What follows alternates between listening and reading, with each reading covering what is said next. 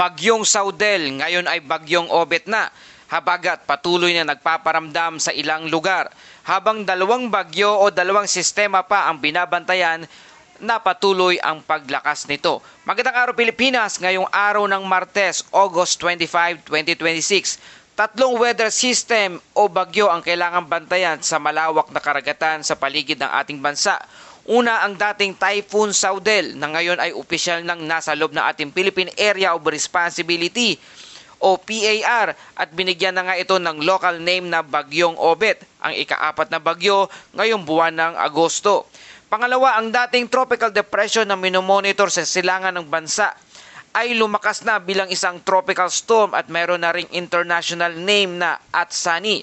At ang pangatlo, naroon pa rin sa hilaga ng Batanes ang tropical depression na may international name na Gainari na dating kilala bilang Bagyong Neneng. Ngunit mga kababayan, kahit tatlong tropical system ang ating minomonitor, ito ay napakahalagang tandaan. Sa ngayon, hindi inaasahang direktang tatama sa kalupaan ng ating bansa ang Bagyong Obet. Pero hindi ibig sabihin nito na wala nang dapat bantayan.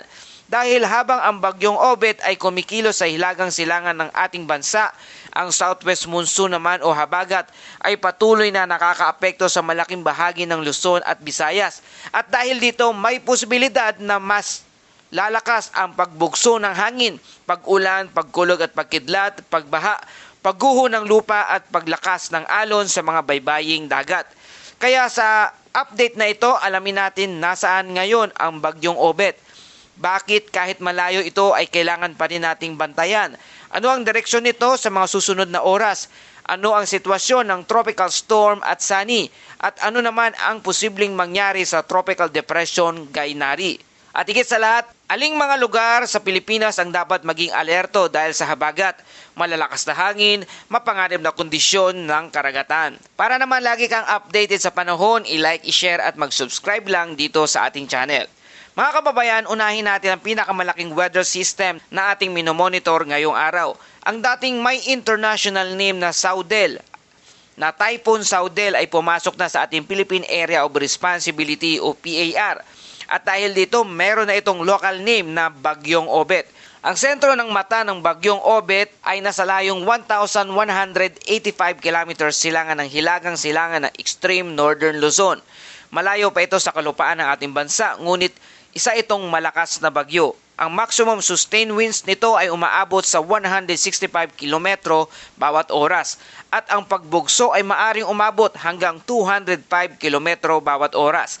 Meron din itong tinatayang central pressure na 945 hectopascal at kumikilos ito patungong west-northwestward o pahilagang kanluran sa bilis na 20 kilometers bawat oras. Isang napakahalagang detalye, ang malalakas hanggang typhoon force wind ng Typhoon Obet ay maaring umabot hanggang 540 kilometro mula sa sentro nito. Ibig sabihin mga kababayan, kahit ang pinakamapaminsalang hangin ay nakapaloob sa malawak na sirkulasyon ng bagyo, hindi lamang ang mismong sentro ang dapat tinitingnan kapag sinusuri natin ang isang tropical cyclone. Ngunit sa kasalukuyang sitwasyon, wala pang nakataas na tropical cyclone wind signal sa anumang bahagi ng ating bansa. At ito ang magandang balita para sa ngayon. Walang nakataas sa tropical cyclone wind signal, ngunit mga kababayan, hindi ibig sabihin nito na maari na nating baliwalain ang panahon. Dahil ang isang tropical cyclone ay maari magkaroon ng epekto sa isang bansa kahit hindi ito direktang tumatama sa lupa. At isa sa pinakamalagang indirect effect na dapat bantayan ngayon ay ang posibilidad ng pagpapalakas o pagbabago ng southwest monsoon o habagat dito sa ating bansa. Ito ang isang mahalagang tanong ngayon. Kung ang Bagyong Obet ay malayo at hindi naman direktang tatawid sa kalupaan ng ating bansa, bakit kailangan pa rin nating itong tutukan? Ang sagot ay dahil ang posisyon at lakas ng isang bagyo ay maaring makaapekto sa daloy ng hangin sa paligid nito. Kapag may malakas na tropical cyclone sa karagatan, maaari nitong maimpluwensyahan ang malawakang sirkulasyon ng atmosphere. Sa kasalukuyang sitwasyon, ang pangunahing weather system na direktang nakakaapekto sa maraming bahagi ng bansa ay ang southwest monsoon o habagat. Ang habagat ay nagdadala ng hangin mula sa karagatan patungo sa kanlurang bahagi ng ating bansa. Kapag naging mas aktibo ang moisture flow, maaari itong magdala ng mas maraming ulap, mas madalas na pag-ulan, thunderstorm, malalakas na bugso ng hangin, at sa ilang lugar, moderate hanggang heavy rainfall. Kaya kahit walang direktang landfall na inaasahang mula sa Typhoon Obet sa ngayon, hindi natin dapat alisin ang atensyon sa habagat. Dahil sa maraming lugar sa Luzon at Visayas, ang habagat ang mas direktang magdidikta ng magiging kondisyon ng panahon. Ngayon, ano ang susunod na galaw ng Bagyong Obet o Typhoon Obet? Batay sa ating forecast outlook, inaasahang magpapatuloy ang Bagyong Obet sa kanyang pagkilos patungong west-northwestward. Sa susunod na 2 araw, pagkatapos nito, inaasahan itong kikilos ng mas westward o pakanluran. Para sa natitirang bahagi ng forecast period, ang pinakamahalagang forecast para sa ating bansa ay inaasahang mananatiling malayo ang Bagyong Obet sa kalupaan ng bansa. At batay sa kasalukuyang forecast track, inaasahang lalabas na ang Typhoon Obet sa ating Philippine Area of Responsibility sa loob lamang ng 12 oras. Gayunpaman mga kababayan, tandaan natin ang isang mahalagang bagay sa Tropical Cyclone Forecast. Ang forecast track ay hindi isang eksaktong linya na imposibleng magbago. May tinatawag tayong forecast confidence cone. Ibig sabihin, ang eksaktong sentro ng bagyo ay maaaring magkaroon ng pagbabago sa loob ng inaasahang forecast area. Kaya mahalaga ang patuloy na pagmomonitor sa mga susunod na weather updates. Sa ngayon, ang pangunahing mensahe ay malinaw. Malakas ang Bagyong Obet o Typhoon Obet, ngunit malayo ito sa kalupaan ng ating bansa at hindi inaasahang direktang maglalandfall sa bansa batay sa kasalukuyang forecast. Ngayon ang tanong, lalakas pa ba ang Bagyong Obet? Ayon sa forecast, bahagyang lumakas ang Bagyong Obet. Ngunit inaasahan pa rin itong manatili sa typhoon category habang nasa loob ng ating Philippine Area of Responsibility. Matapos ang panahong ito, inaasahan ang unti-unting paghina nito habang kumikilos patungo sa bahagi ng Southern Island ng Japan, mga karagatan sa hilaga ng Taiwan at kalaunan patungo sa southern eastern portion ng mainland China. Batay sa forecast, kapag naglandfall ito sa southeastern mainland ng China, inaasahang hihina ito bilang isang severe tropical storm pagsapit ng Biyernes, August 28. At maaari pang humina bilang isang tropical storm pagsapit naman ng Sabado, August 29. Ngunit bago mangyari ang paghina, nananatiling napakalakas ang sistemang ito. Kaya mahalagang bantayan hindi lamang ang kasalukuyang lakas nito, kundi pati ang direksyon at anumang pagbabago sa forecast track. Ngayon mga kababayan, bagamat walang nakataas na tropical cyclone wind signal dahil sa Bagyong Obet, ang southwest monsoon ay maaring magdala ng strong hanggang gale force gust o pagbugso sa iba't ibang bahagi ng bansa, lalo na sa mga lugar ng coastal, matataas, exposed na hanging habagat at malapit sa malawak na karagatan. Ngayong August 25, ang malalakas na bugso ng hangin ay maaring maranasan sa karamihan ng Luzon at Visayas. Kasama rito ang ilang bahagi ng Mindanao kabilang ang Zamboanga del Norte, Misamis Occidental, Misamis Oriental, Agusan del Norte, Surigao del Norte, Dinagat Island, Basilan, Sulu, Tawi-Tawi, Lanao del Norte, Lanao del Sur, Maguindanao del Norte, Sultan Kudarat, Davao Occidental at Davao Oriental. Pagsapit naman ng Miyerkules, August 26, posible pa ring makakaranas ng malalakas na pagbugso ng hangin, karamihan naman ng Luzon at Visayas, kaparehas na mga lugar na ating unang nabanggit. Kaya kung kayo ay nakatira sa tabing dagat, kabundukan, mataas na lugar o lugar na lantad na sa malalakas na hangin, mag-ingat sa mga bagay na maaaring matangay o matumba. Siguraduhin nakatali o nakatago ang magagaan na bubong at kagamitan, tarpaulin, temporary structures, construction materials at iba pang bagay na maaaring maging mapanganib kapag malakas ang hangin. Ngayon naman, napakahalagang babala para sa ating mga kababayang mangingisda at manlalayag. Dahil sa ilang bahagi ng bansa, inaasahan ang rough to moderate sea condition. Sa Batanes at ilang bahagi ng Babuyan Island, maaring umabot ang taas ng alon hanggang 3.5 metro ang taas. Partikular na dapat bantayan ang seaboard ng Batanes at northern seaboard ng Babuyan Island. Samantala, maaari namang umabot hanggang 3 metro ang taas ng alon sa western seaboard ng Babuyan Island, northern seaboard ng Ilocos Norte at western seaboard ng Calayan Island. Ang ganitong kondisyon ay maaaring maging mapanganib lalo na para sa mga dimotor na bangka at mga maliliit na sasakyang pandagat. Iwasan muna ang paglalayag sa mga lugar na nakakaranas ng rough seas para naman sa moderate seas maaring umabot hanggang 2.5 metro ang taas.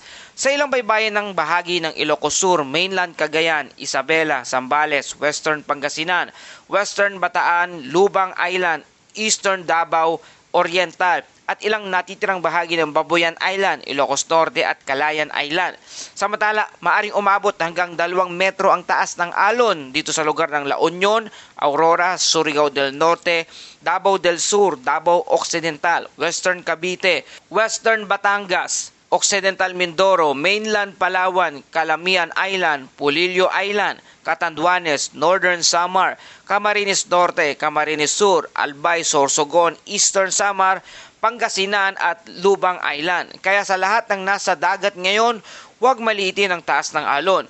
Ang 2 hanggang 3 metro na taas ng alon ay maaring maging mapanganib para sa mga maliliit na bangka, lalo na kapag may kasamang malalakas na hangin at pagbabagong kondisyon ng panahon. Mga kababayan, habang malayo ang bagyong Obet sa ating Philippine landmass, ang pangunahing weather concern na sa maraming lugar ay ang southwest monsoon o habagat. At ito ang dapat tutukan ng maraming residente dito sa Luzon at western section ng bansa. Dahil sa habagat, may mga lugar na maaring makaranas ng maulap na kalangitan, kalat-kalat na pag-ulan, thunderstorm, moderate hanggang heavy rainfall, flash flood at landslide. Hindi pare-pareho ang lakas at tagal ng ulan sa lahat ng lugar. May mga lugar na maaring makaranas lamang ng panakanakang pag-ulan, ngunit sa ibang lugar maaring magkaroon ng thunderstorm na magdadala ng malalakas na pagbuhos ng ulan sa maikling panahon. At tandaan, kahit hindi umuulan buong araw, hindi ibig sabihin na wala ng panganib.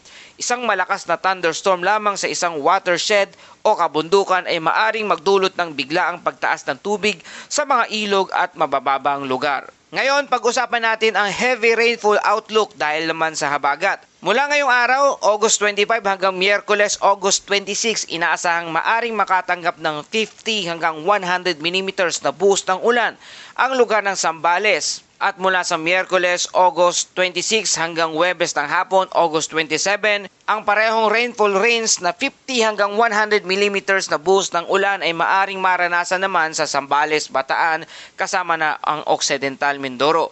Ito ang mga lugar na kailangan bantayan ng mabuti dahil ang 50 hanggang 100 mm forecast rainfall ay maaring magdulot ng problema, lalo na kung basa na ang lupa dahil sa mga naunang pag-ulan, mataas ang tubig sa mga ilang ilog, barado ang drainage system o nakatira sa flood-prone at landslide-prone areas. Ang isang mahalaga paalala, maaring mas mataas pa ang aktual na rainfall sa mga kabundukan at elevated areas. Ibig sabihin, ang forecast na ito ay hindi nangangahulugan na pare-pareho ang matatanggap na ulan sa bawat bayan o lungsod. May mga lugar na maaari makakatanggap ng mga malalakas na pagbuhos ng ulan dahil sa terrain, lokasyon ng thunderstorm, direksyon ng hangin at iba pang local na weather condition. Ngayon naman, lumipat tayo sa isa pang mahalagang weather system. Ang dating tropical depression na tinutukoy bilang 08H ay lumakas na bilang isang tropical storm at meron na itong international name na Atsani. At ang lokasyon nito ay nasa layong 1,665 km silangan ng Central Luzon.